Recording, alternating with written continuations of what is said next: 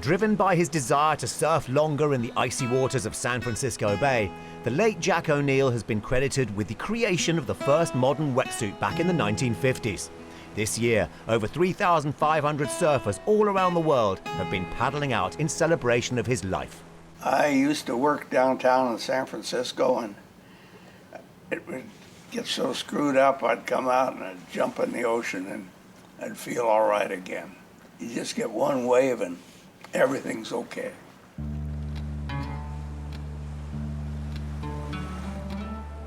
I knew Jack O'Neill. I knew a man who was sharp, inquisitive. He'd want to know the where, when, how, why, not just the what. An adventurer who charted his own course through life.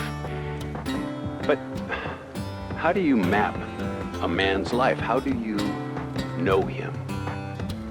By the work he does.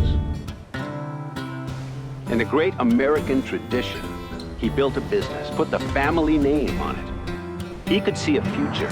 I knew a man that changed the world, the way it felt. He was all about detail.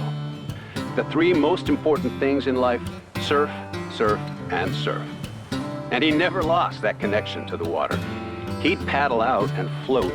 New ideas, new designs, new concepts. A rubber philosopher. His ethos? Life is good.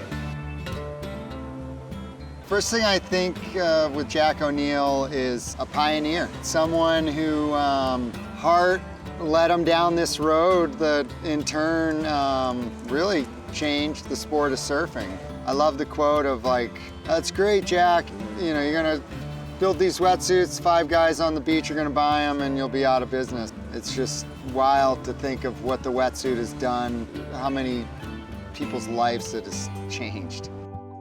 I think the thing I admire most about his legacy is finding a way to make a passion as a living. So he's turned surfing into something that he loves doing on the side and into a job, and can revolve his whole life around it, which is a pretty amazing feat, especially back in that day.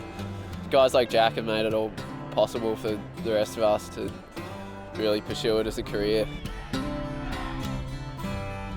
The wetsuit cracked open the door, and what I would call Eco 101 is the most important thing is to get people interacting with nature and falling in love with it and then wanting to protect it. And if you look at it through that lens, Jack has created millions of ocean lovers who then turn into people that want to protect the ocean, and I would thank him for that.